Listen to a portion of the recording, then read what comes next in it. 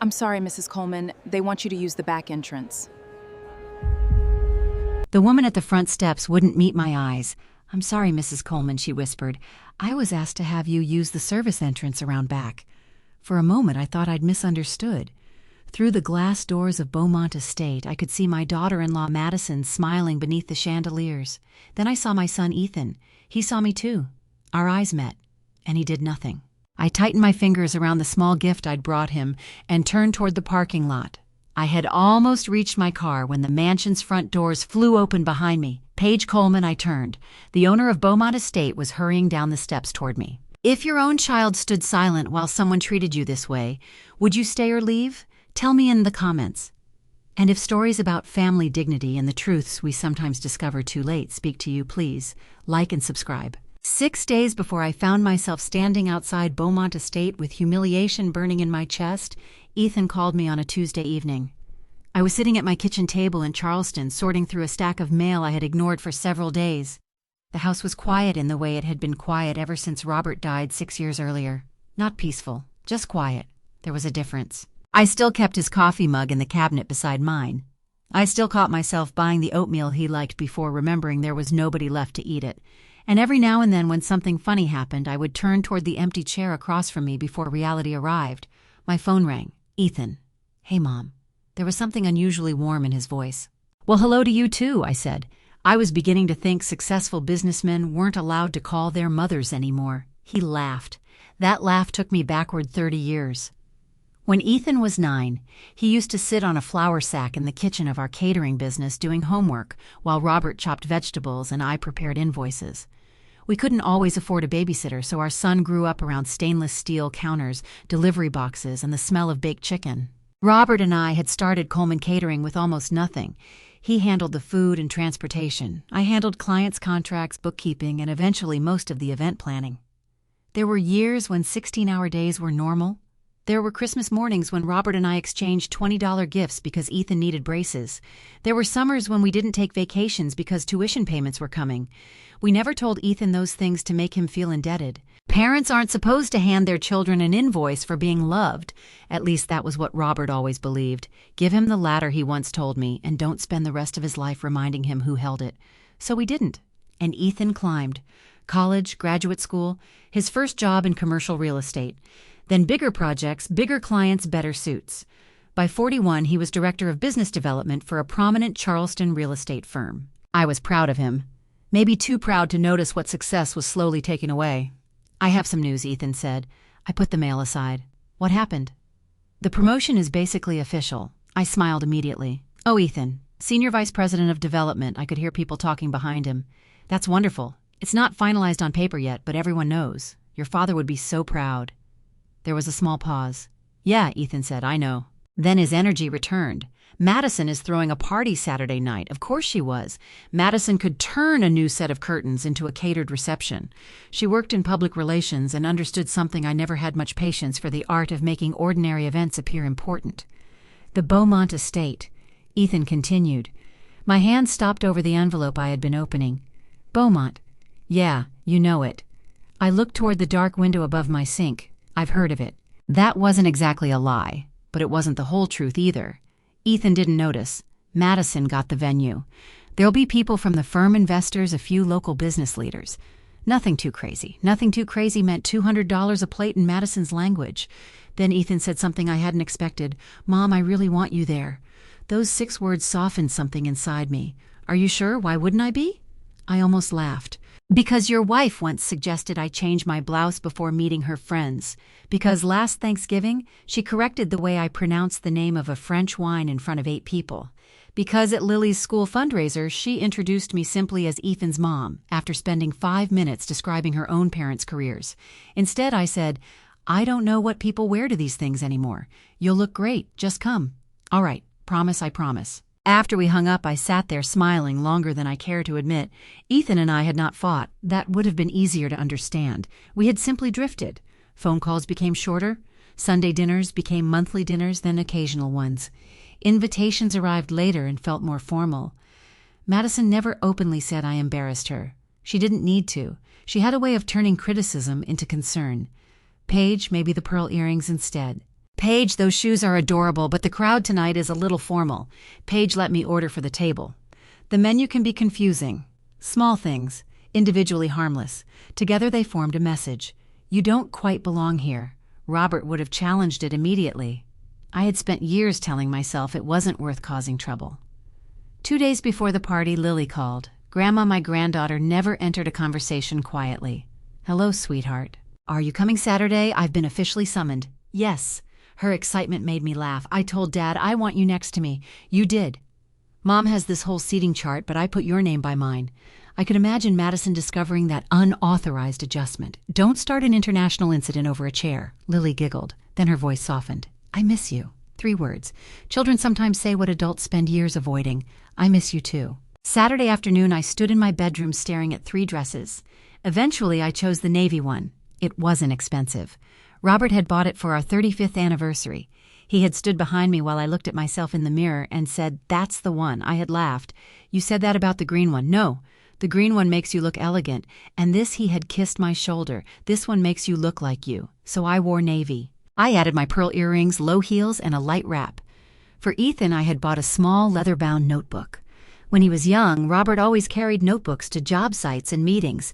He said important ideas disappeared if you trusted your memory. Inside the cover, I wrote for the next chapter, "Love, Mom." I wrapped it in silver paper. By 6:30, I was driving toward Beaumont Estate. The closer I got, the more memories stirred. Robert beside me in an old delivery van, trays stacked behind us.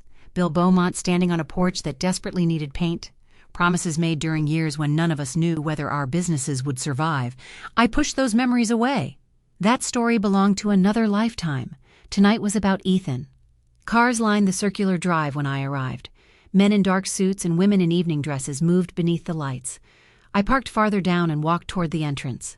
Through the tall windows, I could see chandelier servers carrying champagne and Madison in a fitted emerald dress greeting guests. Then I saw Ethan, handsome, confident, surrounded by people. For 1 second, I saw the little boy who used to fall asleep against sacks of flour while his father cleaned the kitchen. I smiled. I climbed the first step. A woman in a black event suit approached me. "Mrs. Coleman." "Yes." She hesitated. Her name tag read Caroline Hayes. "May I speak with you for a moment?" Something in her expression made my stomach tighten. "Of course." She glanced toward the doors, then back at me. "I'm terribly sorry. I was given specific instructions regarding your arrival." "My arrival?" She lowered her voice. "I was asked to have you use the service entrance around back."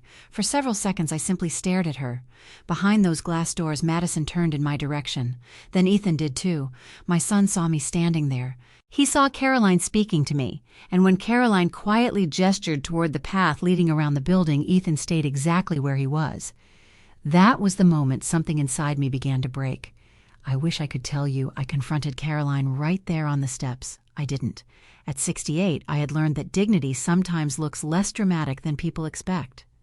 Sometimes it is simply refusing to beg for a place where someone has decided you don't belong. I looked at Caroline. "Who gave you those instructions?" Her expression tightened. "Mrs. Coleman, I really am sorry. That wasn't my question." She glanced through the glass doors. I followed her eyes. Madison had already turned back toward a couple standing near the entrance. She was smiling again, one hand resting lightly on a man's arm as she spoke. Ethan was still visible behind her. He looked uncomfortable, but he didn't come outside. Caroline lowered her voice. "Your daughter-in-law made the request. There it was. Not a misunderstanding, not an overzealous employee. Madison." I looked down at the silver-wrapped notebook in my hands for the next chapter. "Love, Mom." Suddenly it seemed foolish. Did she say why Caroline hesitated again? She said the front entrance would be crowded and that you might be more comfortable entering privately. I almost smiled. It was such a Madison sentence, polished enough to repeat in public, cruel enough to understand in private. "And where is this private entrance?" Caroline pointed toward a brick path running along the side of the house. "Past the kitchen loading area. The kitchen loading area. I had spent half my life using doors like that. When Robert and I ran Coleman Catering, back entrances were where we belonged because we were working. We carried trays through them. We pushed carts through them. We hauled dirty linens and empty crates through them at midnight. I had never been ashamed of honest work. But tonight, I wasn't the caterer. I was Ethan's mother. I had been invited. And someone had decided I needed to be hidden. "No," I said. Caroline blinked. "I'm sorry, I won't be using the service entrance." Relief briefly crossed her face, as though she had been hoping I would refuse. "I understand. I think I'll just go home. Mrs. Coleman, please don't worry. You were put in an unfair position. I meant it." She hadn't created the humiliation. She had merely been assigned to deliver it. I turned. Every step toward the parking lot felt heavier than the one before. I could have marched inside. I could have confronted Madison in front of everyone. Part of me wanted to. But then I imagined Ethan's face, the investors watching, whispers spreading through the room, his promotion celebration becoming a story about his mother and wife fighting at the entrance. I couldn't do that to him. That was the cruel irony. Even while my son was allowing me to be humiliated, I was still trying to protect him. I reached my car and pressed the unlock button. Paige Coleman. The voice came from behind me. I stopped. For one strange second, hearing my full name in that place pulled me backward decades. I turned. An older man was coming down the front steps quickly, one hand gripping the railing. His hair had gone almost completely white, and he moved more carefully than the man I remembered, but there was no mistaking him. William Beaumont. Bill. I hadn't seen him in nearly 8 years. He stopped several feet away and stared at me. "My God," he said, "it is you." "Hello, Bill." He crossed the remaining distance and wrapped his arms around me. I wasn't prepared for it. For a moment I couldn't move. Then I hugged him back. When he pulled away, his eyes were wet. "You disappeared." "I didn't disappear." "You absolutely did. I sent Christmas cards. Christmas cards aren't visits." Despite everything, I laughed. That seemed to satisfy him. Then Bill looked at my car, the gift in my hand, and finally back toward the mansion. "Why are you leaving?" The laughter disappeared. "It's nothing." His eyebrows rose. Bill Beaumont had never been easily fooled. "Paige, I think there was some confusion about the entrance." "What confusion?" "Bill, tonight isn't about me." He turned toward Caroline, who was still standing near the steps. "Caroline," she came down slowly. "Yes, Mr. Beaumont." "What happened, sir? Just tell me." Caroline looked at me. I gave the smallest nod. She took a breath. "I was instructed that Mrs. Coleman should enter through the service entrance." Bill's expression changed immediately. "By whom, Mrs. Madison Coleman?" Bill stared at her. Why Caroline swallowed. "She said Mrs. Coleman would be more comfortable entering privately." Bill's jaw tightened. "That's not the whole instruction, is it?" Caroline went pale. I looked at her. "It's all right," I said. She exhaled. "Mrs. Coleman asked that Paige not pass through the main reception area because several important guests and investors would already be arriving." There it was. The sentence Madison had been careful not to say to me directly. Bill turned toward the house. For the first time that evening, I saw anger on his face. "No guest of mine gets hidden at the back of my house. Bill, please." He looked at me. "I don't want a scene. You aren't making one. This is Ethan's night, and you're his mother. I can go home." Bill stared at me for several seconds. Then his expression softened. "Robert would never have let you walk away like this." My throat tightened. "Don't bring Robert into this. I have to." "No, you don't." "Yes, Paige, I do." He stepped closer. "Do you remember what Robert told me the night we thought this place was finished?" I remembered. I wished I didn't. Bill continued before I could answer. "He told me a building isn't worth saving if the people inside it forget how to treat someone standing at the door." My eyes burned. Robert had always talked like that when he was tired, simple sentences that stayed with you for years. Bill held out his arm. "Come inside." I looked toward the glowing windows. "I don't belong at your table, Bill." His face changed again. Not anger this time. Disbelief. "Paige, if anyone in that room has earned the right to walk through my front door, it's you." Behind him, Caroline looked confused. I was certain Madison would be too, and Ethan had no idea what Bill meant. That was because Robert and I had never told him. I looked at Bill's offered arm, then at the service path disappearing around the side of the mansion. Finally, I placed my hand on Bill's arm. "All right." He smiled. Together we turned toward the front entrance. Through the glass, I saw Madison notice us. Her smile vanished. And when Ethan looked from Bill Beaumont to me, I saw something else in his face. Confusion. Because my son was about to discover that his mother had a history in that house he knew nothing about. Walking back toward those front steps felt entirely different from walking away from them. 5 minutes earlier, I had been trying to make myself invisible. Now the owner of Beaumont Estate had my hand resting on his arm. "Bill," I whispered as we reached the first step, "please don't turn this into something bigger than it needs to be." He looked at me. "I haven't done anything. You're escorting me into your own party like I'm the governor. It isn't my party. You know what I mean." He smiled faintly. I'm walking an old friend through my front door, Paige. If that makes someone uncomfortable, perhaps they should ask themselves why. Caroline followed several steps behind us. When the doors opened, the sound of conversation washed over me. Then something subtle happened. People noticed Bill, and because they noticed Bill, they noticed me. A man near the champagne table stopped mid-sentence. Two women turned toward us. One of Ethan's colleagues smiled uncertainly, clearly trying to determine whether I was someone he should recognize. I hated that part most. 5 minutes earlier, I had been considered inappropriate for the room. Now people were curious about me simply because of whose arm I held. Madison saw us first. Her face lost its color. She recovered quickly. That was one of Madison's talents. Mr. Beaumont. She crossed the room toward us, smiling. Then she looked at me. Paige. There you are. There you are. As if I had wandered off. Ethan appeared behind her. Mom. I looked at him. He couldn't quite hold my gaze. Bill spoke first. There seems to have been some confusion at my front entrance. Madison gave a light laugh. Oh, I'm sure it was just a misunderstanding. Caroline had entered behind us. I saw her stiffen. A misunderstanding, Bill asked. Yes, the seating logistics have been complicated all evening. This wasn't about seating. Madison's smile remained, but her eyes sharpened. Of course not. I simply thought Paige might prefer a quieter entrance. The front reception area was becoming crowded. I said nothing. Ethan looked between us. Wait, what happened? Madison touched his arm. Nothing happened. Bill's expression hardened. Your mother was told to use the service entrance. Ethan turned to Madison. What? It wasn't like that. His voice dropped. You told them to send Mom around back. I asked Caroline to make her arrival easier. Caroline spoke quietly. That wasn't exactly the instruction I received. Madison turned. The look she gave Caroline could have frozen water. Before anyone could say more, a voice rang across the room. Grandma Lily came running toward me. She wrapped both arms around my waist. You came, I told you I would. I saved your seat. She looked up at me, then toward her mother. A small crease appeared between her eyebrows. Wait, why are you coming in now? Madison's posture changed. Lily, sweetheart, but Mom said you weren't supposed to come through the front. Silence, not complete silence. The music continued and glasses still clinked somewhere behind us. But the people nearest us stopped pretending not to listen. Madison stared at her daughter. Lily, what, go find your friends? But I was just asking now. Lily's face fell. I squeezed her shoulder. It's all right, sweetheart. I'll see you at dinner. She hesitated, then walked away. Ethan watched her go. When he turned back, something had changed. Madison, what did you tell Lily? This is not the place. No, tell me. Madison glanced around. That I wanted the reception area kept organized. That isn't what she said. I finally spoke. Ethan.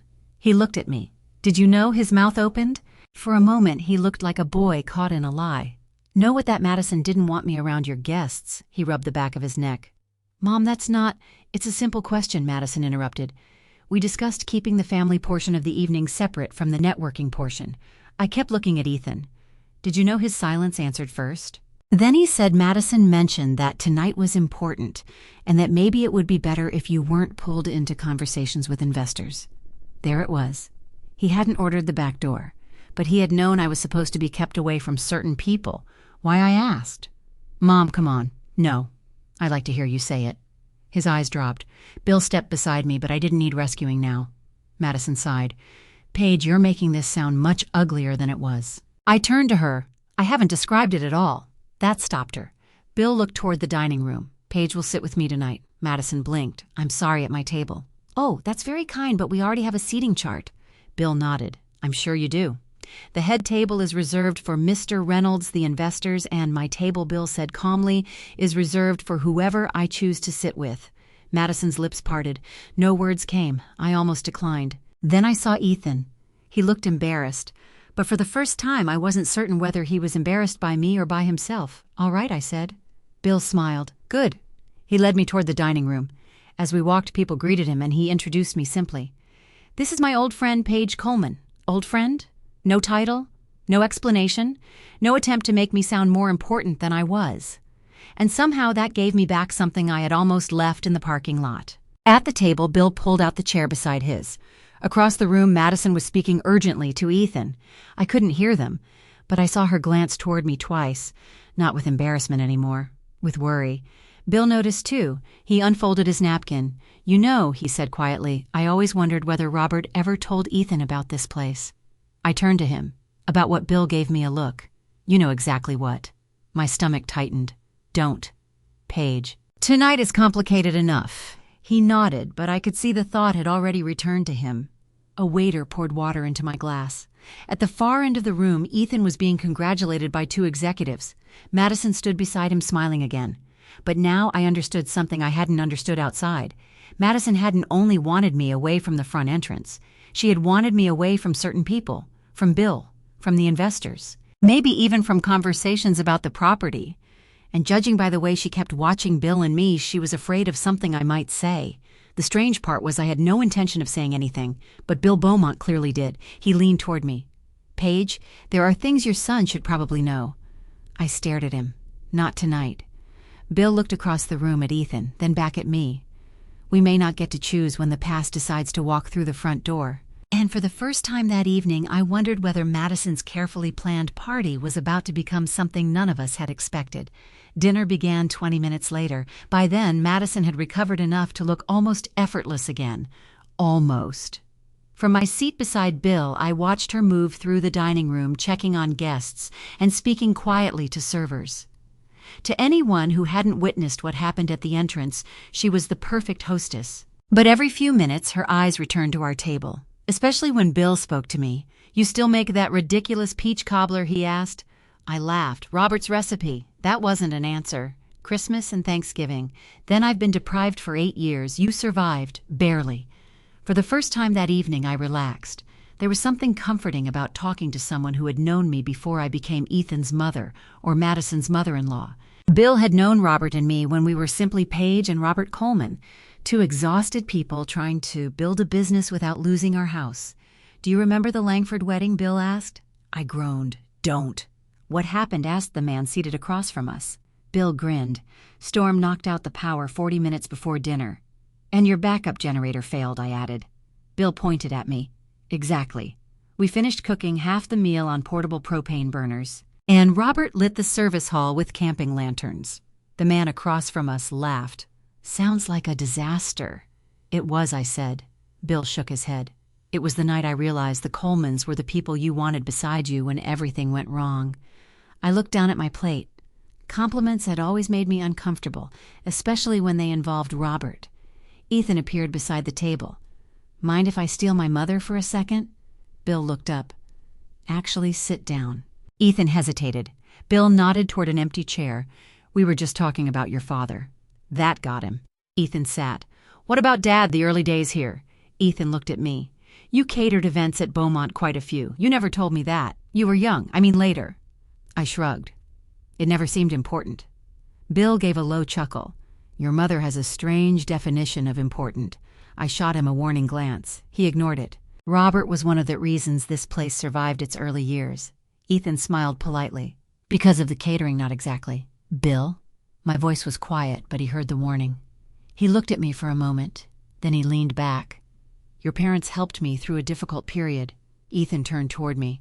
"What kind of difficult period?" "Business problems," I said. Bill's expression suggested that description was laughably incomplete. He let it go, for now.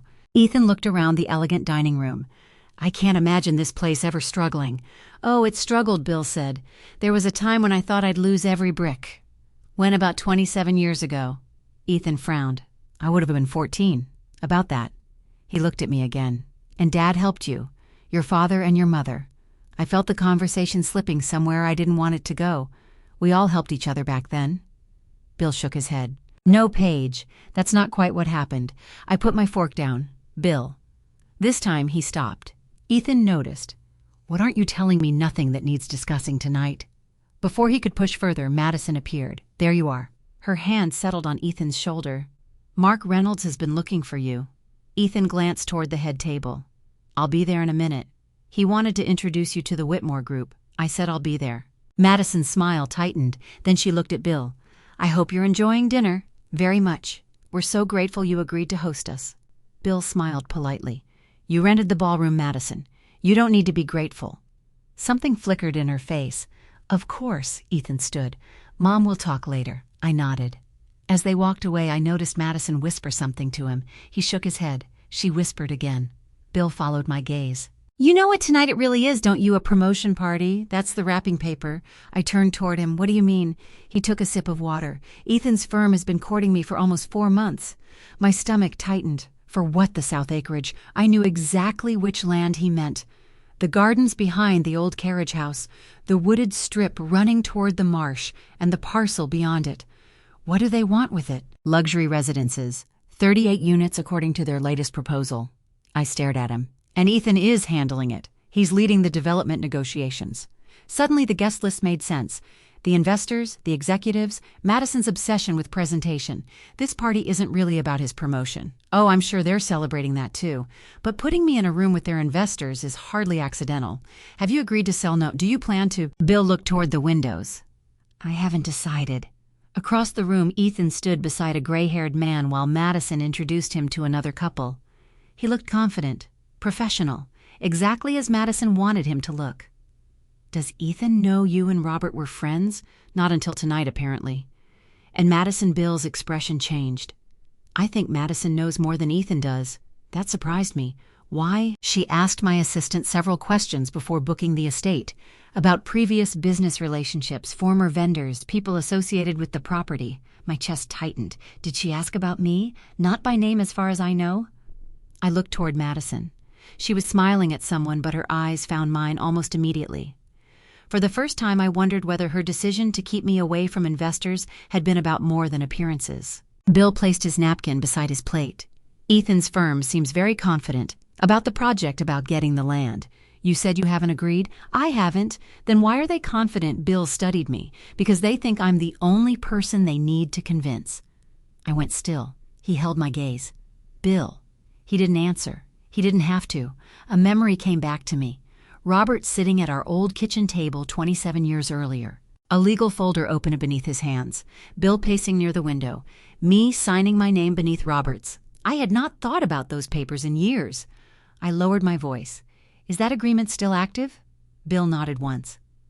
Across the room, Ethan raised his champagne glass while several executives congratulated him. He had no idea. Neither, apparently, did his company. The land at the center of their carefully planned development wasn't entirely Bill Beaumont's to sell, and somewhere in an old legal agreement was a name none of them had bothered to look closely enough at. Mine. For several seconds I couldn't hear anything except the blood beating in my ears. The agreement. I had not seen it in years. After Robert died, there had been so many documents to deal with: insurance forms, business records, property papers, retirement accounts, that some things became nothing more than names in folders. The Beaumont agreement had been one of them. Not here, I told Bill quietly. He nodded. I understand. I looked across the room at Ethan. He was laughing with Mark Reynolds and 2 investors beneath a chandelier large enough to illuminate my entire living room. Madison stood beside him. Everything about the scene suddenly made sense. This wasn't just a celebration. It was a performance. And my son was the centerpiece. A waiter cleared our plates.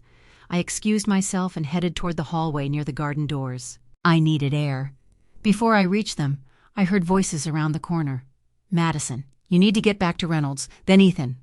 I've spent the entire night with Reynolds because this night matters. So does what happened to my mother. I stopped. I should have walked away. Instead, I stood there. You told Caroline to send Mom through the service entrance. I told her to bring Paige in discreetly. Through the kitchen, I didn't specify the kitchen. You knew what the service entrance was. Madison exhaled sharply. Can we please not do this now? When should we do it? When you're not standing 20 feet from the people deciding whether you're ready for senior leadership. There it was again. Image, position, people watching. Ethan lowered his voice. You embarrassed her. I was trying to prevent a different kind of embarrassment. My stomach tightened. What does that mean? Ethan asked. You know exactly what it means. No? Say it? Madison paused. Your mother doesn't understand rooms like this. I almost laughed. For 25 years, I had worked in rooms exactly like this. I had negotiated with brides' fathers, corporate executives, politicians, attorneys, hotel managers, and wealthy families who believed paying for dinner gave them permission to speak to staff like furniture. I understood those rooms perfectly, perhaps better than Madison did. Ethan said, She's not stupid. I didn't say she was. You implied it. I said she doesn't understand how much tonight matters. She understands that it's my promotion party. Madison gave a humorless laugh. This is not a birthday dinner, Ethan. Reynolds is here, Whitmore is here, Beaumont is here. Half the reason we're in this building is because your firm needs Bill comfortable with you. I know. And you've spent months building a specific image. That word stayed with me. Image. What image? Ethan asked. Madison hesitated. The self-made executive. The man who built himself from nothing. My hand tightened around the edge of my wrap. Ethan didn't immediately answer. Madison continued. You've told these people yourself. I worked for everything I have. I know. My parents weren't wealthy. I know that too. Then what's your point? My point is that you don't need your mother sitting beside an investor explaining how she and your father paid your tuition or helped you get your first apartment. I closed my eyes. So that was it. For years, Ethan had described himself as self-made. I had heard him say it once at Christmas when discussing an interview his company had published. At the time, I hadn't taken offense. Robert and I never wanted credit. But hearing Madison say it that way made me understand what had happened. Our absence from Ethan's success story wasn't modesty anymore. It was editing. Madison spoke again. Tonight needed to be controlled. Ethan's voice hardened. She's my mother, Madison, not a problem to control. Then why didn't you say that earlier? Silence. I opened my eyes. Don't pretend you had no idea, Madison continued. I told you I didn't want Paige circulating with the investors. That isn't the same as telling her to use the back door. No. You just knew I didn't want her around your investors and you said nothing. Another silence. Longer this time. Then Madison delivered the sentence that hurt more than everything else. You didn't stop me either. I stepped backward. That was enough. I moved before either of them came around the corner. The garden doors opened onto a stone terrace. Cool night air hit my face. I walked toward the railing and stared at the dark lawn. Self-made. The phrase echoed in my head. I thought about Ethan at 17 sitting at our kitchen table with college brochures. He had wanted a school we couldn't afford. Robert had looked at the tuition figure and whistled. We'll figure it out, he'd said. And we had. Robert took additional weekend events. I accepted corporate lunches I hated. We refinanced equipment. One winter, I wore the same coat for a 5th year because Ethan needed textbooks. Not once did I regret it. That was what made tonight hurt. I didn't need Ethan standing at a podium thanking me for every check. I didn't need my name in his biography. But somewhere along the way, our sacrifices had become inconvenient evidence against the identity he wanted to sell. The garden door opened behind me. I turned, expecting Ethan. It was Lily. There you are. She came toward me. Are you okay? Of course you don't look okay. Children are dangerous that way. They haven't learned to accept the lies adults tell with their faces. I'm just getting some air. She stood beside me. Mom's mad. I know. Dad's mad too. I know that too. She leaned against my arm. I don't understand why everybody cares so much about important people. I smiled faintly. Neither do I. You're important. My throat tightened. To you. Isn't that what important means? I looked at her. Maybe at 12 she understood something the rest of us had forgotten. The door opened again. This time Ethan stepped outside. Lily, your mom is looking for you. She glanced between us. Are you going to yell? No, Ethan said. Lily looked at me. Grandma, no yelling. Satisfied, she went inside. Ethan waited until the door closed. Then he walked toward me. Mom. I looked back over the garden. I'm sorry. For which part? He stopped. The entrance. Only the entrance. His face tightened. I turned toward him. I heard you and Madison. The color drained from his face. How much enough? Mom, I can explain. I studied the man standing in front of me and tried to find the boy who once believed his parents were the strongest people in the world. I don't need an explanation about Madison, I said. He frowned. Then what do you need the truth from you about what? I held his gaze. When you looked through that glass tonight and saw someone telling your mother to go around back, why didn't you move? He opened his mouth. Nothing came out. And that silence told me we were finally standing in front of the real problem. Ethan looked past me toward the dark garden. For several seconds, neither of us spoke. Inside Beaumont Estate, music drifted through the glass doors. Someone laughed loudly. Silverware clinked against china. The party continued as if nothing had happened.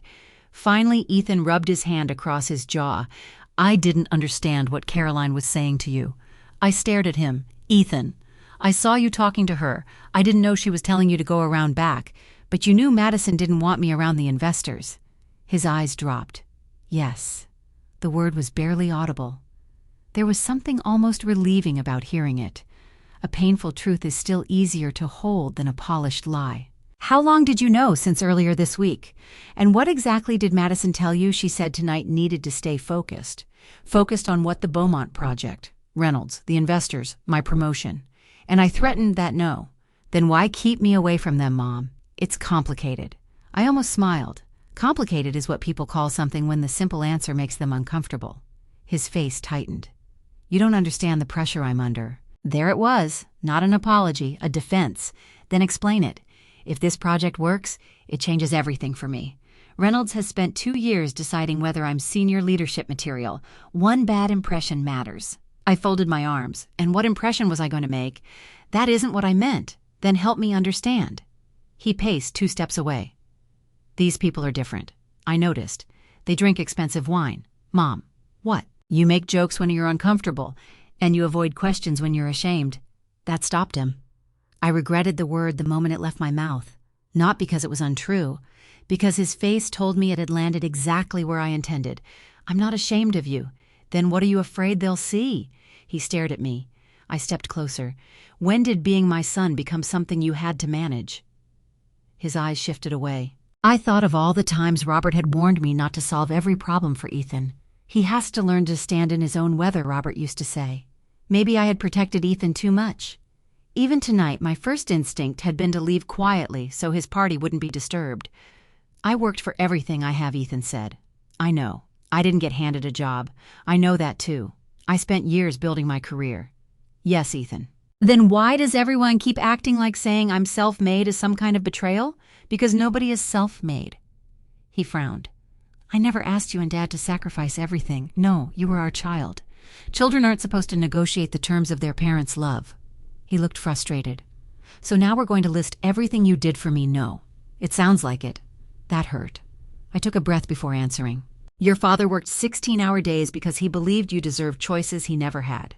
I took catering jobs I hated because tuition was due. We didn't do those things so that one day we could present you with a bill. Then why bring them up? Because you've started treating the people who helped you climb as if they might embarrass you once you reach the top. He looked away.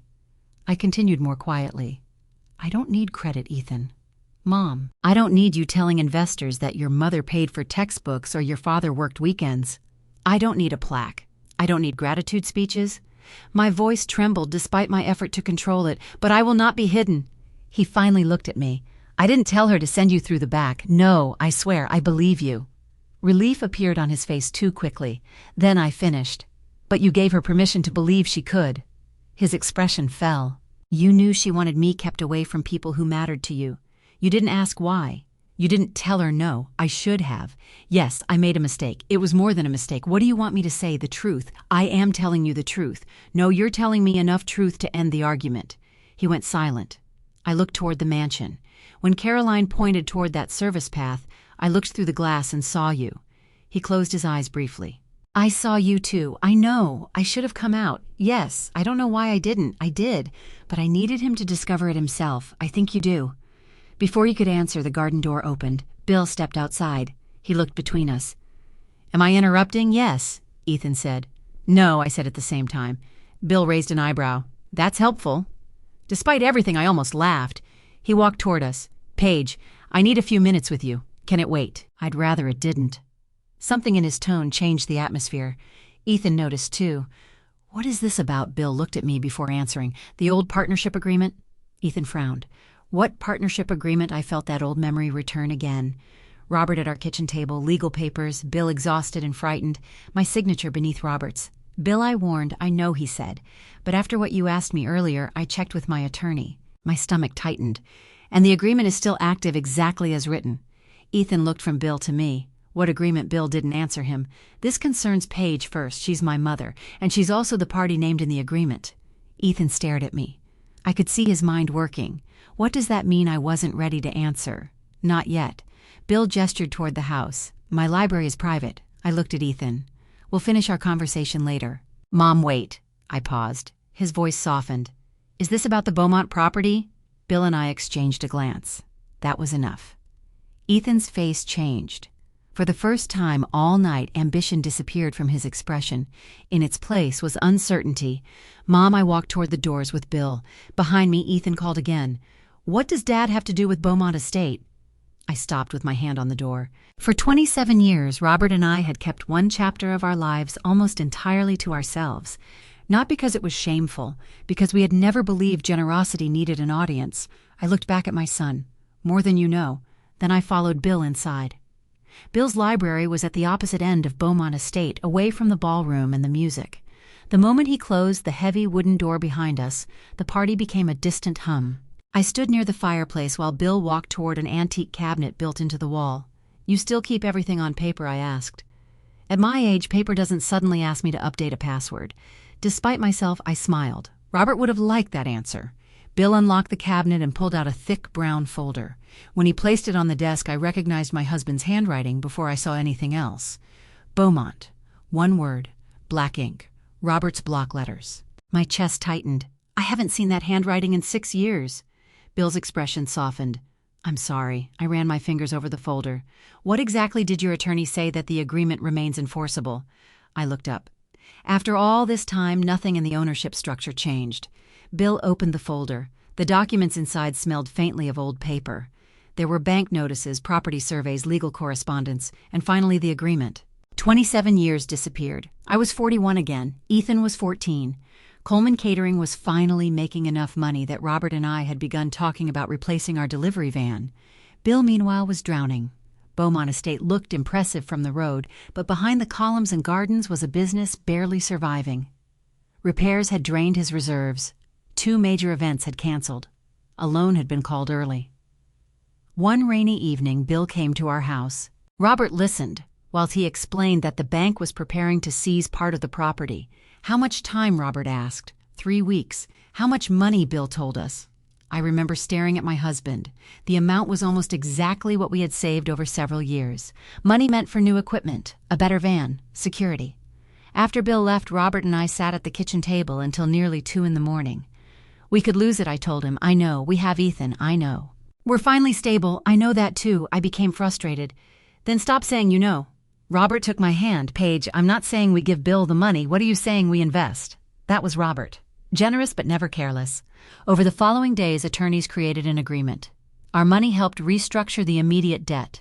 In exchange, Robert and I received a minority ownership interest in a specific parcel of the Beaumont property, the south acreage behind the carriage house. At the time, it wasn't especially valuable, mostly gardens, trees, and undeveloped land. Bill kept control of the estate. We held an ownership interest in that parcel and certain approval rights if it were ever sold or substantially redeveloped. Then life moved forward. Beaumont recovered. Coleman Catering grew. The land stayed untouched. Years passed. And eventually the agreement became something we simply didn't think about. Robert always said we'd deal with it if the day came, I whispered. Bill nodded. The day came. He pushed a property map toward me. A section had been outlined. I immediately recognized it. The south acreage, yes. Then he placed another document beside it. A development rendering. Luxury townhomes, private road, landscaped courtyard. My eyes moved between the 2 documents. They overlap almost perfectly. I sat down. Ethan's project needs our parcel, not part of it. Practically all of it. I looked at Bill. And his company doesn't know. They know there is a minority interest, but they don't know it's mine. Apparently not. How is that possible? The interest appears under the original Coleman Partnership entity in several records. Their preliminary team seems to have assumed I could secure consent. And can you know the word landed heavily? Bill turned to the relevant section of the agreement. For a sale or redevelopment of this parcel, both ownership interests must consent. I read the paragraph, then read it again. Robert's ownership had passed to me under our estate plan, which meant they need my signature. Yes. I leaned back. For the first time all evening, I understood the full absurdity of what had happened. Madison had been worried I might embarrass Ethan in front of the people involved in his project.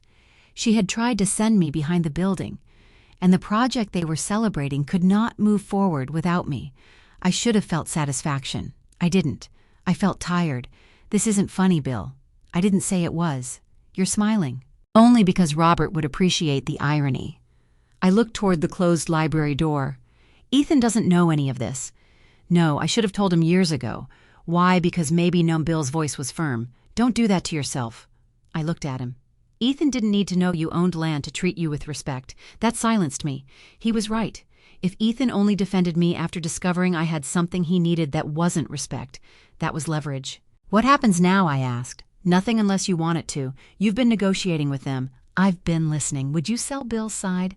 I don't know. And if I refuse, the project in its current form is dead. I stared at the development plan. My son's promotion, his investors, the party outside. Suddenly, all of it seemed connected to the signature I had forgotten I possessed. Bill closed the folder halfway. "You don't have to decide tonight. I won't." "Good." I looked at Robert's handwriting again. "I don't want this used against Ethan." Bill studied me. "Even after tonight, especially after tonight." "Why?" "Because if I punish him with money or property, he'll learn the wrong lesson." Bill nodded slowly. Then he said something that stayed with me.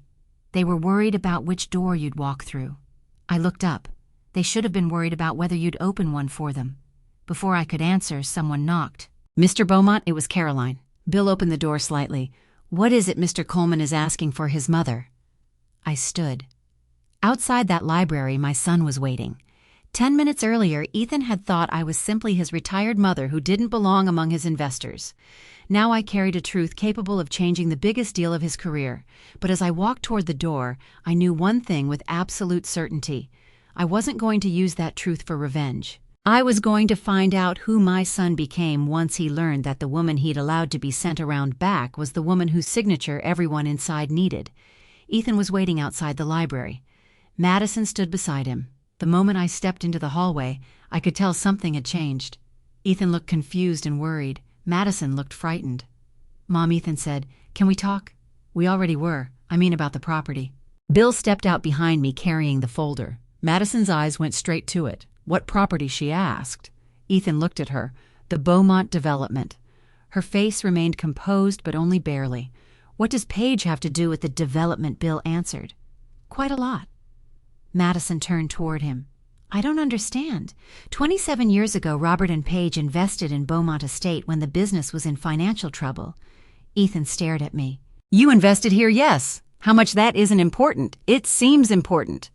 Bill placed the folder on a console table. The investment gave the Colemans a minority ownership interest in the South acreage. Ethan's expression changed.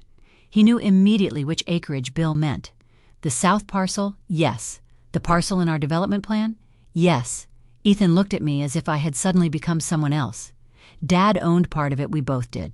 And now, Robert's interest passed to me. Ethan stared at the folder. I could almost see the calculations happening behind his eyes. Then he asked the question that mattered. "Does the project require your approval?" Bill answered before I could. "Yes." Silence. Madison's hand tightened around her clutch. "How much approval?" Bill looked at her. "There isn't a percentage of consent, Madison. Either Paige agrees or she doesn't." Ethan ran a hand through his hair. Oh my God. I didn't enjoy seeing him panic. He was still my son. That was the complicated thing about being hurt by someone you love. Their pain doesn't automatically become satisfying just because they caused yours. "How did the title team miss this?" Ethan asked. "They didn't entirely," Bill said. "Your firm knows a minority ownership interest exists. They apparently assumed I could secure consent." Ethan looked at Bill. "And you never told me it was my parents. You never asked." That answer landed hard. Madison stepped closer to me. "Paige." Her voice had changed, softer, warmer. "Mom, I need to say something. Mom, in 15 years I could count on one hand the number of times Madison had called me that. Usually I was Paige, sometimes Ethan's mother. But now suddenly I was Mom. I am so sorry about earlier." I looked at her. "It was never my intention to make you feel unwelcome." Caroline was approaching from the ballroom. She slowed when she heard that. Madison continued, "I should have communicated better." Caroline stopped. I turned toward her. Caroline was Madison's instruction unclear. Madison's head snapped toward her. Caroline swallowed. "No, ma'am. Please tell us exactly what you understood." Caroline glanced at Bill, who nodded. She took a breath. "I was told Mrs. Paige Coleman should not enter through the main reception because investors would already be present. I was instructed to direct her to the service entrance." Madison's face hardened. "That isn't how I phrased it. It was the instruction I received. You misunderstood. I confirmed it with you twice." That ended the argument. Ethan closed his eyes. Madison looked back at me.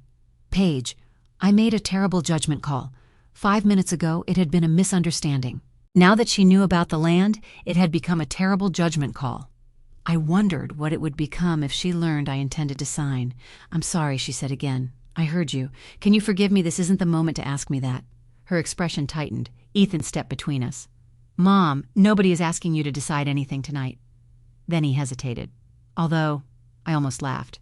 "Although there is a preliminary consent form." Madison looked relieved. Ethan continued quickly. It isn't the final sale agreement. It just allows the firm to continue due diligence while negotiations proceed. You want me to sign it tonight? No, I mean, if you were comfortable. Have I read it? No. Has my attorney read it? I don't know. I don't even have an attorney involved in this.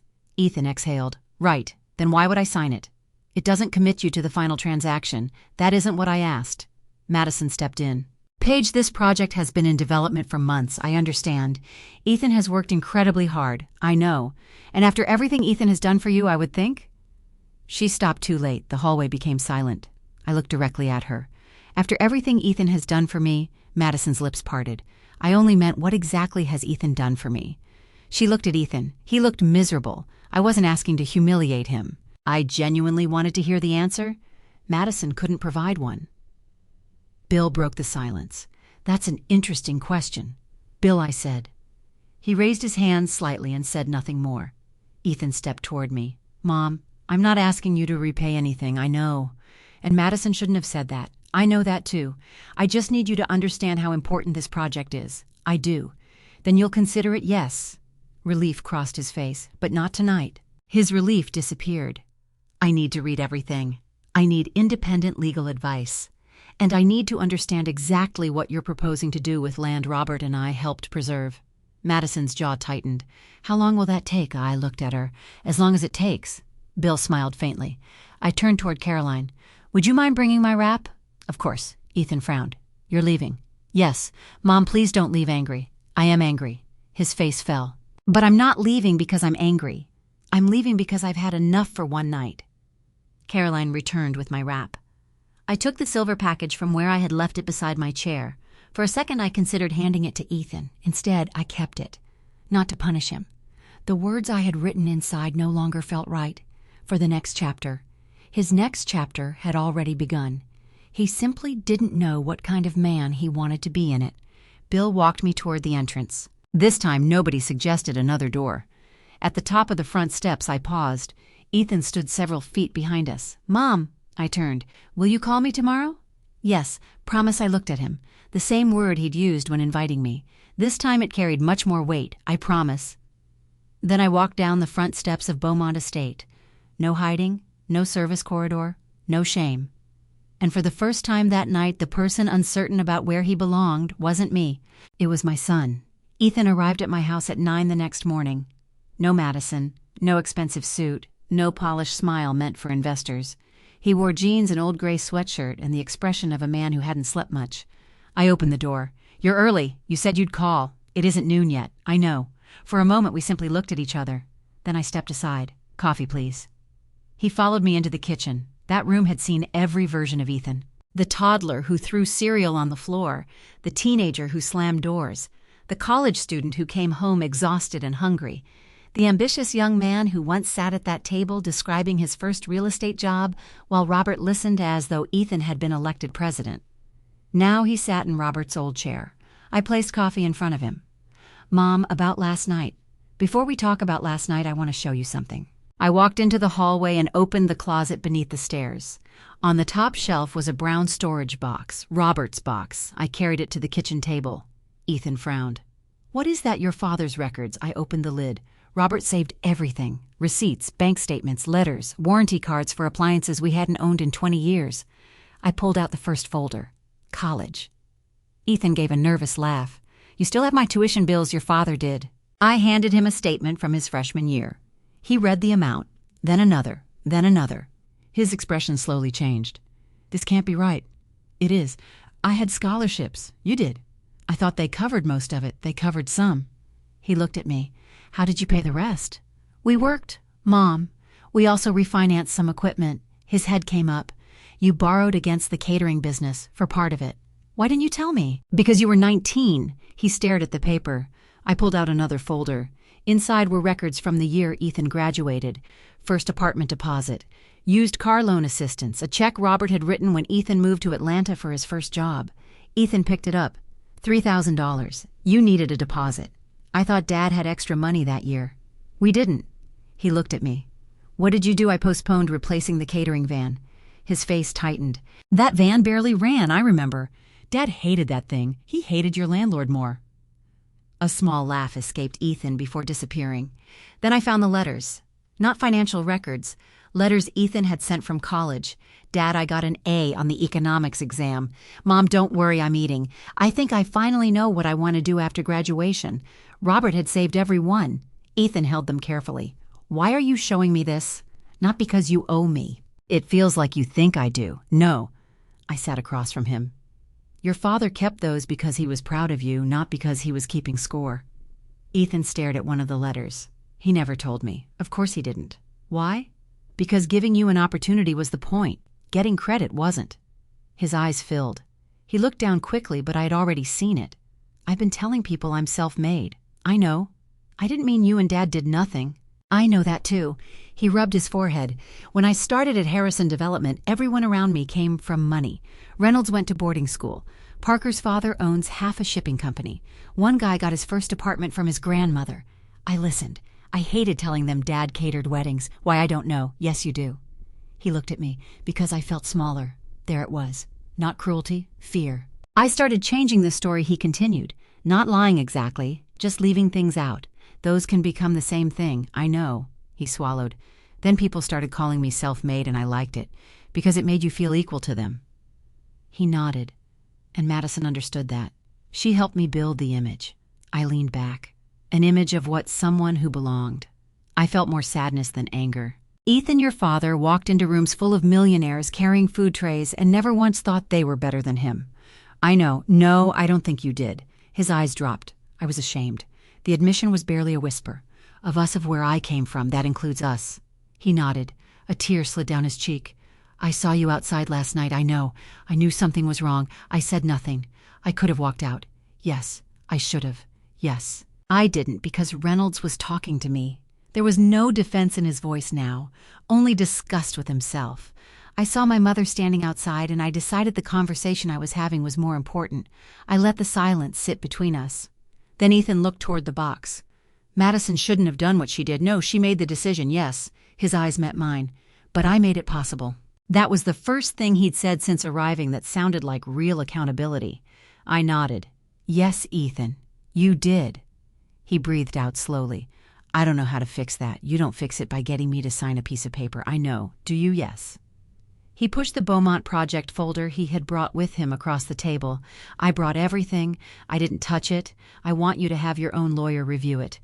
That sounds different from last night. Last night I was scared, and today, still scared. At least he was honest. This deal could determine my career. I understand, but I don't want your signature because you're my mother. Good. I want you to decide whether it's actually a good deal. I studied him. For the first time in years, Ethan wasn't selling me something. He was simply sitting in my kitchen. I reached across and closed Robert's box. Your father believed people could make bad choices without becoming bad people. Ethan looked at me. Do you? I believe choices become character when we keep making them? He nodded slowly. So what happens now? Now I read, and us I looked at the man Robert and I had spent our lives trying to prepare for the world. Now you show me who you are when there isn't a room full of important people watching. Ethan lowered his eyes. Then he picked up his coffee. And for the first time since he'd arrived, neither of us needed to say anything. For the next 4 days, I treated the Beaumont proposal the same way I used to treat catering contracts. I read every page. Then I read the pages nobody expected me to read. Easements, access roads, drainage plans, projected traffic, construction phases, land use restrictions. When Robert and I ran Coleman Catering, I learned quickly that the most expensive sentence in any contract was usually the one someone hoped you would skip. Ethan's company wanted the South Acreage for 38 luxury residences, a private access road parking, and landscaped common areas. On the renderings, everything looked beautiful. Trees, walking paths, elegant buildings. Then I compared the drawings with Bill's property map. The beauty became more complicated. The access road cut through part of Beaumont's historic garden. Several mature live oaks would disappear. Construction would run dangerously close to the carriage house, and the projected traffic pattern would funnel vehicles toward a commercial block where small local businesses had operated for decades. I called Bill. Did you see the revised access plan I did? And I hate it. Then why are you considering it? He was quiet. Because maintaining this property isn't getting cheaper. That answer I understood. History was expensive. So was survival. I want to talk to someone who understands zoning. I can recommend an attorney. No one connected to Ethan's company. Bill chuckled. Robert taught you well. No. Running a business taught me not to let the person selling me something explain why I should buy it. 2 days later, I had an independent attorney reviewing the agreement. That afternoon, Bill called again. This time, his voice was different. Paige, are you sitting down? I hate questions that begin that way. Madison contacted Harrison Development's legal department. I stopped writing. About what you? The room went still. What about me? She wanted to know whether your ownership interest could be bypassed. I said nothing. Bill continued carefully. She asked whether the age of the agreement created any vulnerability and whether the company could force a partition or otherwise acquire the interest without your voluntary consent. My fingers tightened around the pen.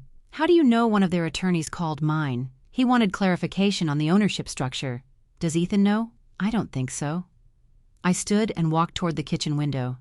Outside, my neighbor was watering flowers. Such an ordinary scene. Inside my house, something had just shifted.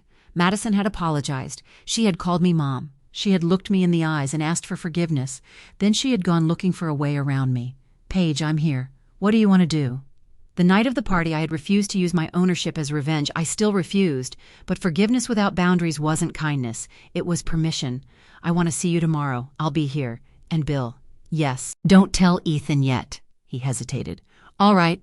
The next morning I drove to Beaumont Estate. This time I walked through the front entrance without anyone stopping me. Caroline smiled when she saw me. Good morning, Mrs. Coleman. Paige. Her smile widened. Good morning, Paige. Bill had spread the development plans across the library table. I placed my notes beside them. I won't sign this. He nodded. I assumed. Not because of Madison. That surprises me. If I make a property decision because I'm angry with my daughter-in-law, then she controls me twice. Bill leaned back. So what's the reason I pointed at the plans? This. We spent the next hour going through my concerns. The garden, the trees, the carriage house, traffic, the surrounding businesses. What if we changed it? I asked. Bill frowned. Changed what? The project? Harrison won't like that. They don't have to like it. That felt strange to say. But it was true. They need the land, I continued. We have the land. Why are we acting as though the only choices are yes or no? Bill's eyes narrowed with interest. What are you thinking fewer units? How many fewer? I don't know yet. Enough to move the access road. I pointed toward the eastern boundary. Preserve the garden, protect the live oaks, put construction restrictions around the carriage house. Bill nodded slowly. And the businesses? A community fund. For what? Small business grants, facade improvements, temporary support during construction. Bill stared at me. Funded by whom? The development. He smiled. They're going to hate you. They don't know me well enough. He laughed. Then his expression softened. Robert would love this. I looked down at the map. He believed money should leave something better behind. My phone buzzed. Ethan, I answered. Hi, Mom Reynolds scheduled a meeting for Monday. I know. You do, Bill told me. There was a pause. Have you decided yes? His voice tightened. And I won't sign the current proposal. Silence. Mom, let me finish. He stopped. I am willing to consider a revised development. What revisions? I'll present them Monday. Can you tell me now no? Why not? Because I want you to hear them as the project leader, not as my son. Another silence. Then Ethan said, Okay, I hadn't expected that. Okay. After we hung up, Bill looked impressed. Maybe he's learning. Maybe. But there was still something Ethan didn't know.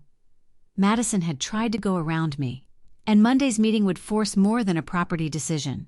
It would force my son to decide what mattered when career, marriage, money, and principle were all sitting at the same table. I gathered my papers. Bill touched the old Beaumont agreement.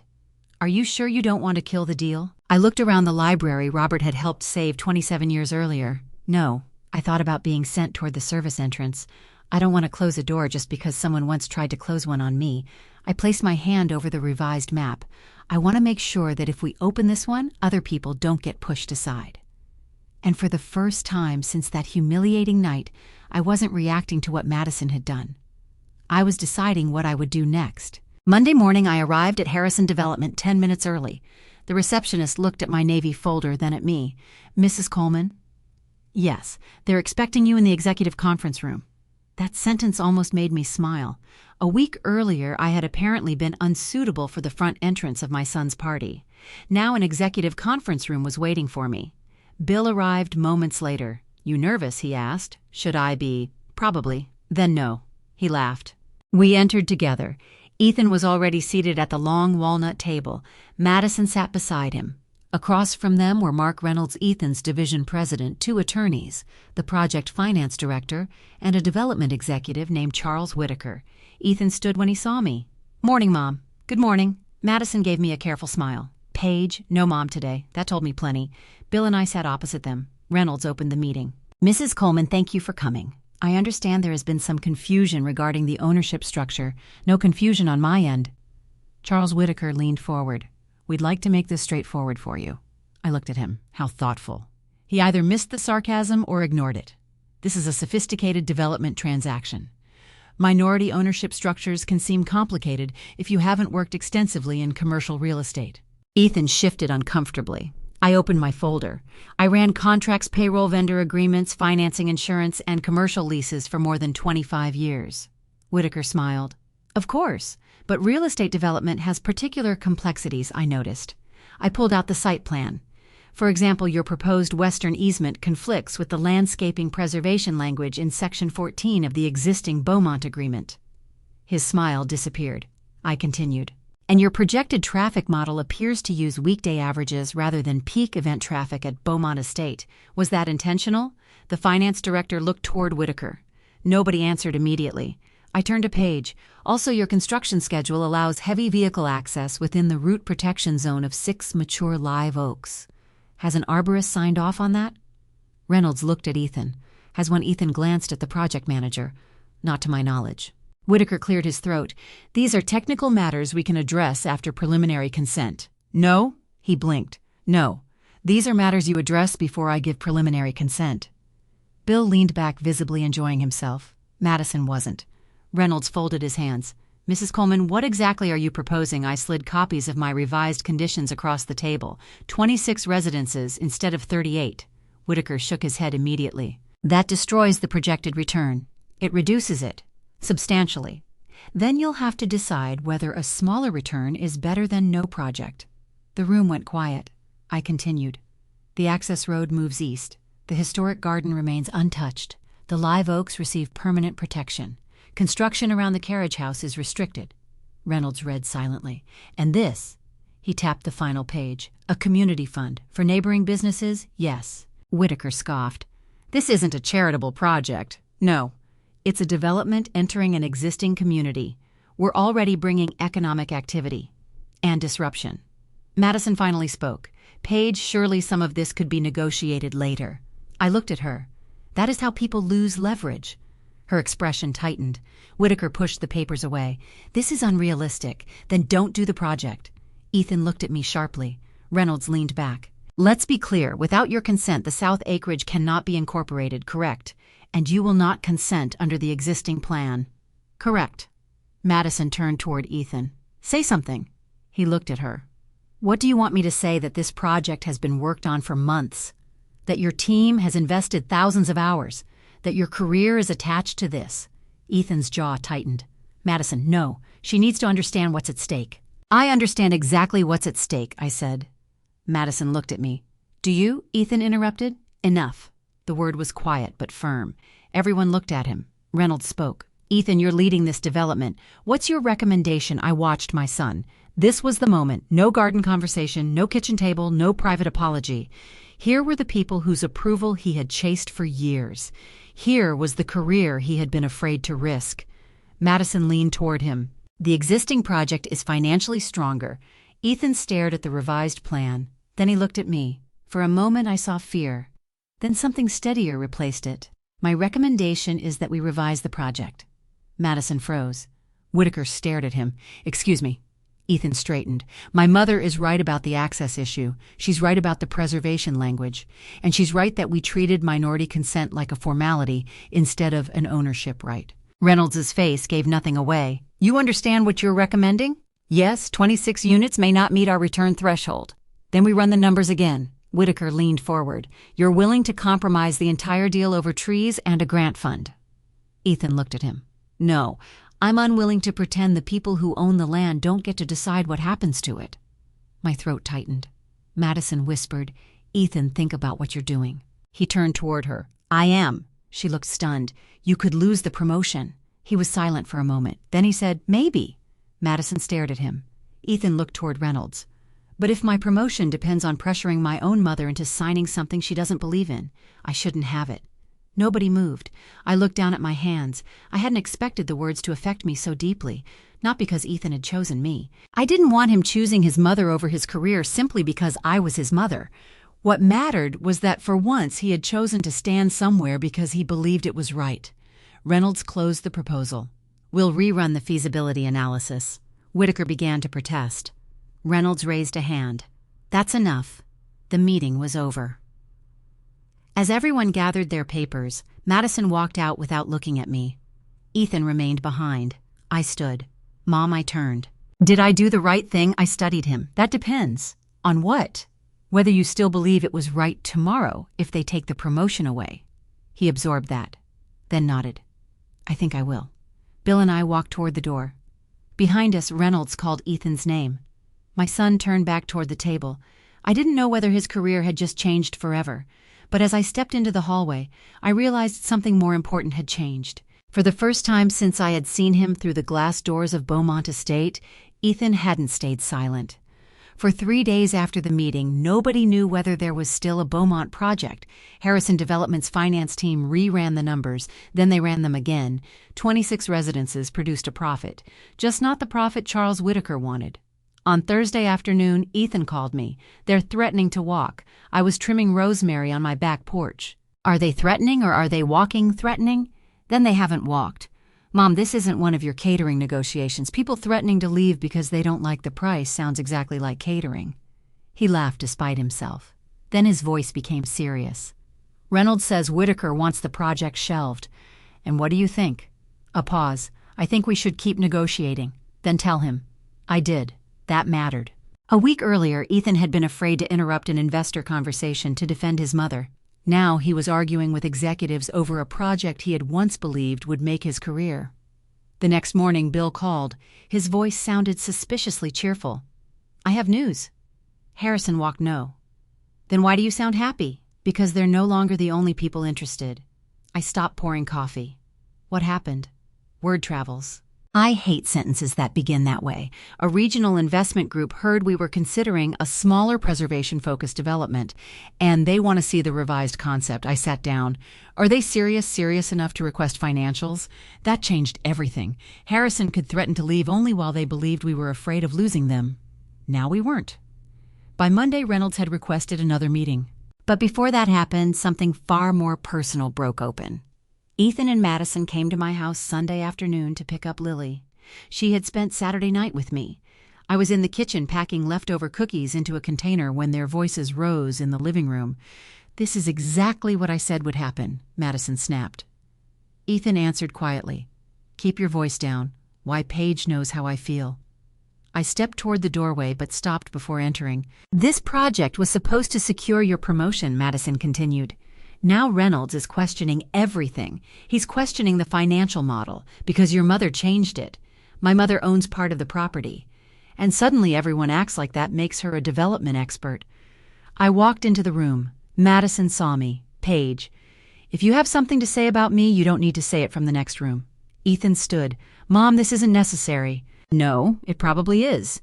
Madison folded her arms. "Fine." I waited. "You could have signed the original agreement," she said. "Yes, you chose not to." "Yes. And Ethan may lose a promotion because of it. If his promotion depends on 38 townhouses instead of 26, perhaps his company should reconsider how it evaluates leadership. This is what you do, what you make everything sound reasonable while punishing us." Ethan stepped between us. "Madison, stop." "No, she wants us to believe this isn't revenge. It isn't. You expect me to believe the back entrance has nothing to do with this. It has everything to do with how I see you. It has nothing to do with the land." She stared at me. I continued. "If you had welcomed me with a marching band that night, I still wouldn't approve a plan I believe damages the property." Madison laughed bitterly. "Convenient." A small voice came from the hallway. "Mom," we all turned. Lily stood there holding her backpack. Her face was confused. Sweetheart Ethan said, "Go wait in the kitchen." But Lily looked at Madison. "Why are you mad at Grandma?" "This is grown-up business. Because she owns the land," Madison exhaled. "Yes, partly." Lily frowned. "But you said you were sorry." "I am." The room went still. Lily looked at her mother with the simple concentration children use when something doesn't make sense. Then she asked the question none of us could have asked as effectively. Would you still be sorry to Grandma if she didn't own any of that land? Madison froze. Ethan closed his eyes. I felt something inside me tighten, not satisfaction, sadness. Madison opened her mouth. Nothing came out. Lily waited. Would you, Lily? Ethan said gently. No, I said. Let her ask. Madison's face flushed. Of course I would. But the answer came too late. Even Lily heard it. She looked down. Okay. Then she walked into the kitchen. Ethan stared at his wife. Madison shook her head. Don't. I didn't say anything. You don't have to. He lowered his voice. She asked you a fair question. She's 12, and she saw what I refused to see. Madison's eyes filled. So now I'm the villain in my own family. This isn't about villains. It certainly feels like it. Ethan looked exhausted. This is about what we've become. We. That surprised her. He didn't put everything on Madison. I let you manage my mother like she was a liability, he continued. I cared more about what Reynolds thought of me than what kind of man I was becoming. Madison looked at me. You've turned him against me. No. I shook my head. I won't tell Ethan whether to stay married to you, leave you, forgive you, or fight with you. That's his marriage. Then I looked at my son. But who you become inside that marriage is your responsibility. He nodded slowly. Madison wiped at her eyes and walked toward the front door. Ethan followed her. Before leaving, he turned back. Mom. Yes, Reynolds wants me at the negotiation tomorrow, then go. What if Harrison refuses the revisions? Then someone else may build the project. His eyebrows rose. What I told him about Bill's other interested investors. For a moment, Ethan simply stared. Then unexpectedly, he smiled. Harrison doesn't know, do they? Not yet. He almost laughed. Robert would have recognized that expression. So did I. For years, Ethan had believed power belonged to whoever had the biggest office, the richest investors, or the most impressive title. Now he was learning something different. Sometimes power simply belongs to the person willing to walk away. And this time, that person wasn't standing at the back door. 4 months later, I stood beneath one of the live oaks Harrison Development had once planned to remove. Its branches stretched across the garden like old arms protecting the house. Bill stood beside me holding 2 cups of coffee. You look pleased with yourself, he said. I am pleased with the tree. Same expression. I took the coffee. Behind us, several survey markers showed where construction would eventually begin. Not 38 residences, 26. The access road had been moved east. The historic garden would remain intact. The carriage house received permanent preservation restrictions, and the live oaks had been specifically protected in the final development agreement. Harrison had complained about every change. Then Bill told them another investment group was interested. Suddenly, the impossible became negotiable. Funny how quickly people discover flexibility when they realize you have choices. The final agreement also established a community fund to help small businesses affected during construction. When Bill asked what we should call it, I didn't hesitate. The Robert Coleman Small Business Fund. The first time I saw Robert's name printed on the proposal, I had to leave the room. Not because I was sad, because I could hear him objecting. Paige, don't put my name on anything. Then he would have secretly kept 3 copies. That was Robert. He disliked recognition, but treasured evidence that something mattered. Ethan kept his job. He didn't get the promotion, at least not the one Madison had planned the party to celebrate. Reynolds told him the senior vice president decision would be delayed. Months earlier, that news would have devastated him. Instead, Ethan called me and said, I'm disappointed. I waited. That's it. What else should I be? I don't know. Angry I was. For about an hour. And now I think I would have hated getting promoted because I pressured my mother into a deal. That was when I began believing his change might last. Not because he stopped wanting success. There was nothing wrong with ambition. But he was finally learning that the way you reach a destination becomes part of what you find when you arrive. He also stopped calling himself self-made. I discovered that accidentally. Bill and I attended a planning luncheon where Ethan introduced himself to a new consultant. The man mentioned reading Ethan's professional profile. You've built quite a career from scratch. Ethan glanced at me. Not from scratch, he said. I had more help than I understood at the time, that was all. No speech, no dramatic apology, just the truth.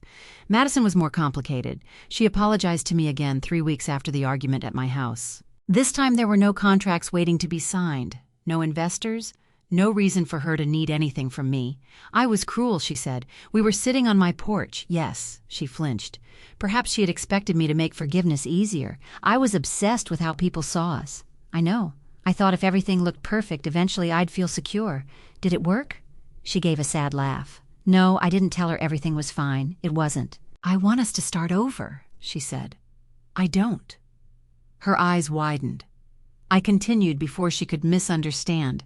Starting over would mean pretending nothing happened. I don't want that. Then what do you want to move forward? What's the difference? Moving forward means remembering what happened and behaving differently because of it. She nodded slowly. I told her my boundaries.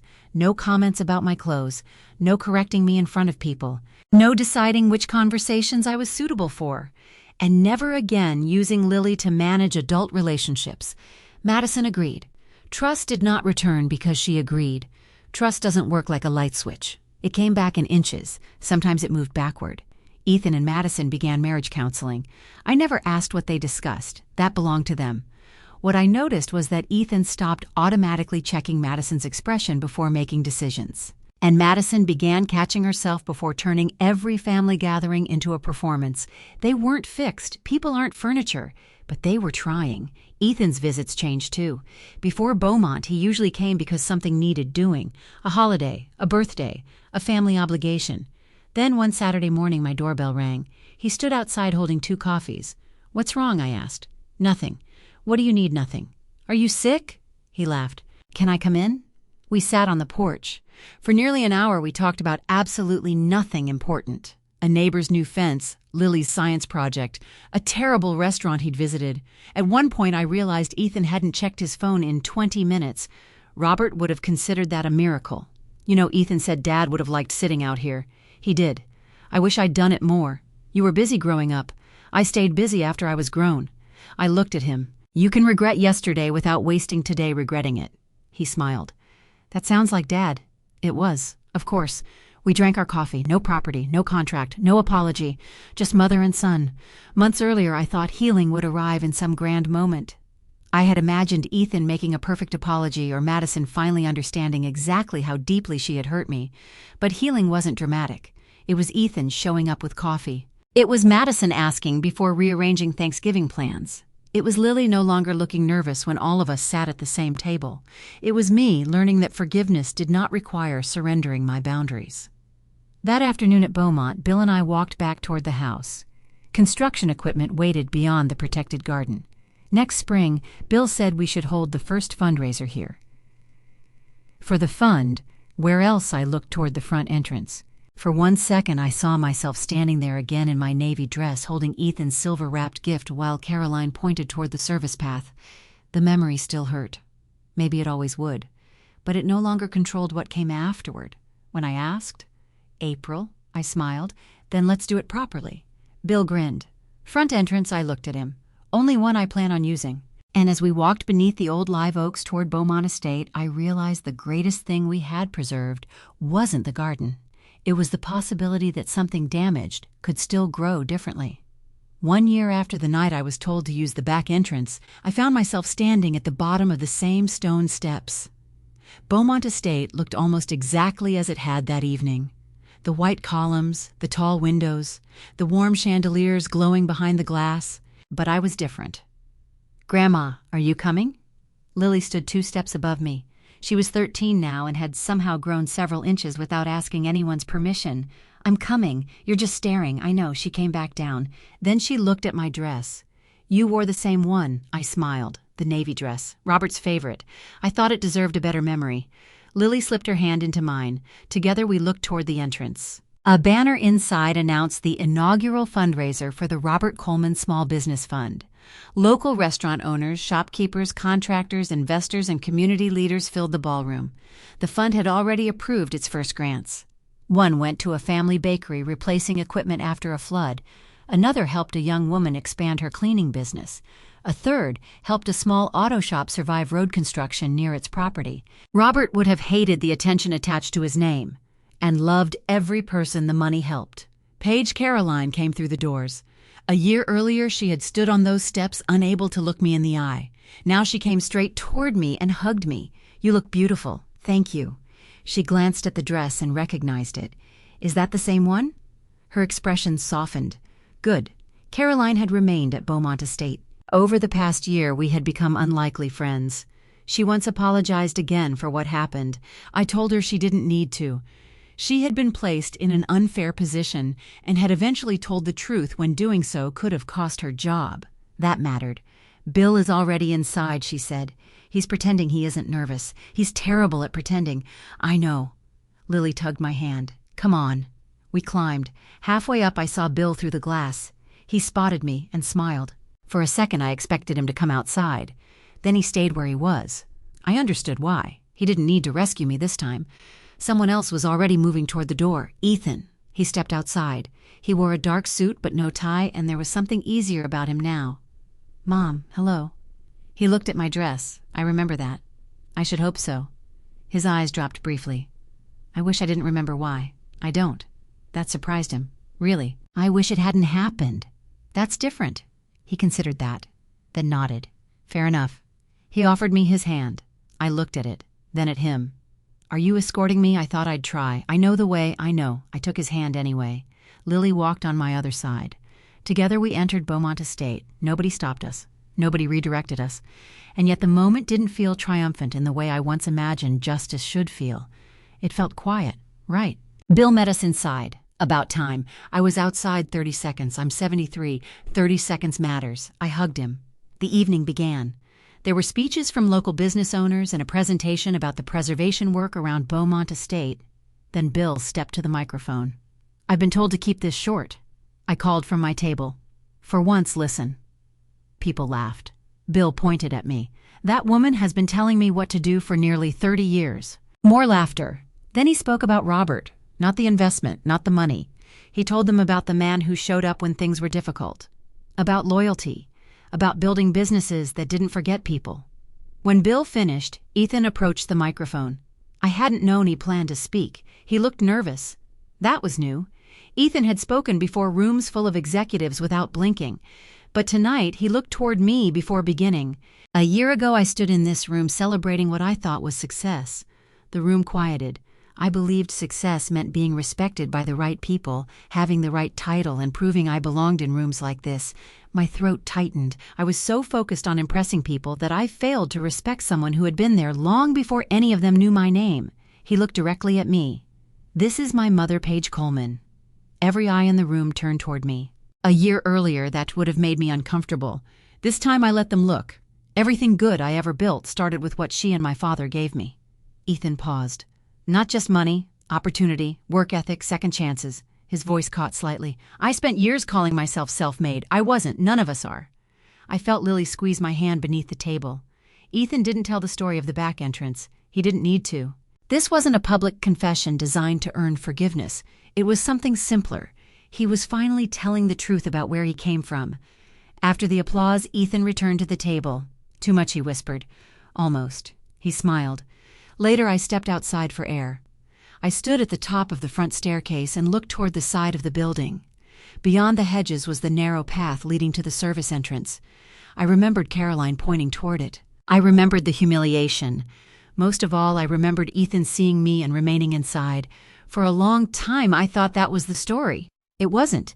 The story was what happened after. Ethan joined me. "You okay, yes?" He followed my gaze. "I'll regret that night for the rest of my life." I shook my head. "Don't." "How can I not? Regret is useful only if it changes what you do next." He looked at me. "That sounds like Dad?"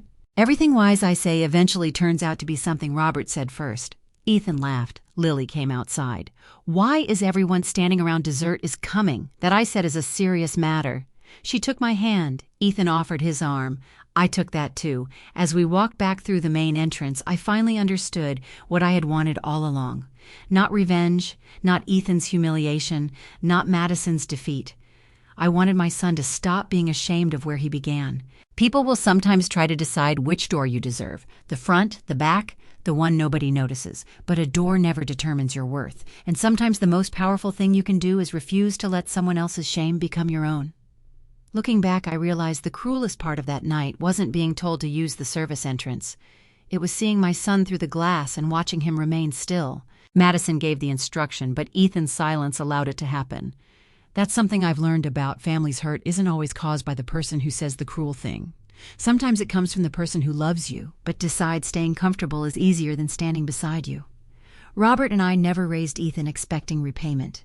Most parents don't keep an account book of sleepless nights, tuition payments, postponed dreams, or sacrifices. Love isn't a loan. But love without a price tag still deserves respect.